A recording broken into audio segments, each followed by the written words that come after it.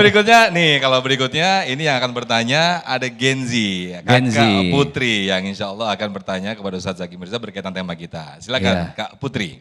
Ya sudah nyala, silakan. Bismillahirrahmanirrahim. Assalamualaikum warahmatullahi wabarakatuh. Perkenalkan nama saya Putri dari Remaja Islam Masjid Al Muhajirin. Ya, tenang Neng, saya ngos-ngosan. Masih muda semangat banget soalnya Ustadz. Saya izin bertanya Ustadz, bagaimana cara merubah atau menghilangkan budaya di suatu daerah yang saling membunuh jika anggota keluarganya menjadi korban? Padahal mayoritas warganya beragama Islam. Mohon jawabannya Ustadz. Coba ulang-ulang bagaimana? Keder.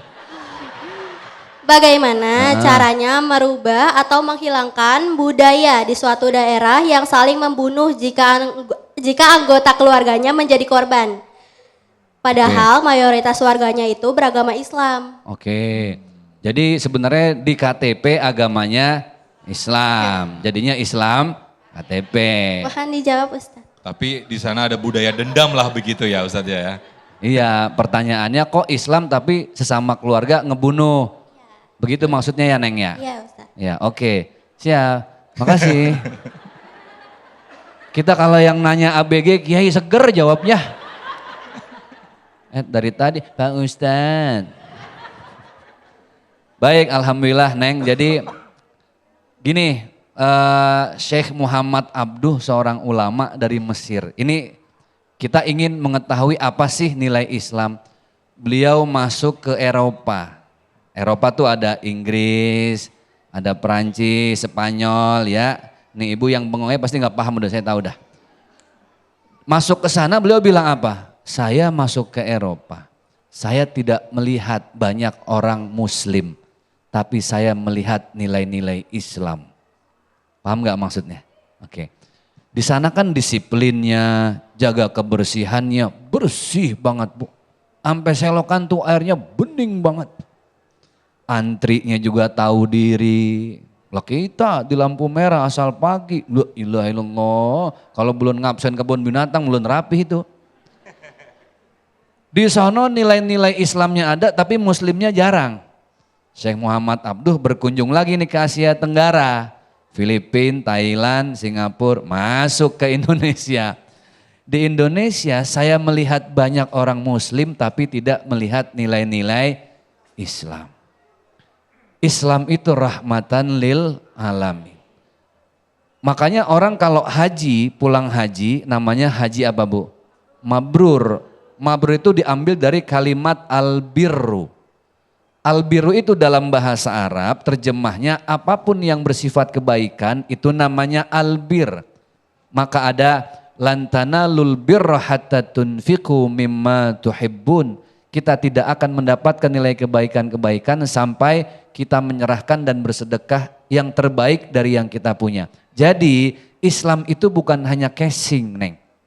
Islam itu harus didalami secara betul-betul dikaji, kemudian diselami. Maka lihat ayat-ayat di dalam Al-Quran selalu mengajak untuk berpikir. Afala tatafakkarun, afala tatadabbarun, tidakkah kalian merenungi, tidakkah kalian berpikir. Islam itu bukan hanya di KTP saja. Tadi guru kita Ustadz Fikri sudah bilang, Islam jangankan menyakiti fisik Bu, menyakiti hati orang lain saja nggak boleh.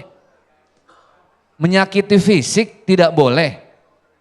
Dan subhanallah kenapa banyak justru mengaku Islam tapi justru banyak membunuh orang lain. Jadi kalau ada orang yang ngaku Islam tapi dia menyakiti orang lain, that's not the real Islam. Itu bukan Islam yang sesungguhnya. Bagaimana lihat baginda Rasulullah SAW memuliakan orang lain, bagaimana para sahabat juga seperti itu. Lah kita ternyata berislam baru pada kulitnya saja. Ibu metik buah, yang ibu mau ambil kulitnya apa buahnya? Buahnya. Islam ketika kita berislam yang mau kita jalani adalah nilai-nilai Islamnya. Itulah kenapa ibu lihat Allah perintahkan sholat. Tapi ketika Allah perintahkan sholat Allah ikut sertakan dengan perintah berbuat baik. Inna salata tanha anil fahsya'i wal. Lihat deh gerakan salam terakhir apa Bu? Salam kanan kiri. Setelah tahiyat akhir kita kan salam, nengok kanan, nengok kiri. Artinya gerakan salam mau bilang, udah selesai sholatmu sudah, lihat tetanggamu tuh sebelah kanan. Jangan cuma yang sebelah kanan, lihat tuh sebelah kiri. Ternyata subhanallah Islam itu memperhatikan secara detail urusan-urusan keseharian. Nih orang yang sholat, habis sholat ada sampah, benahin. Tuh orang sholat. Orang yang sholat, habis sholat ada nenek-nenek mau nyebrang, seberangin. Orang yang sholat ada anak yatim sebelah kanan, santunin. Sebelah kiri janda tua, nafkahin. Sebelah sono janda muda. Apa kira-kira ya? Pakai di koma sih Ustaz ini jadi.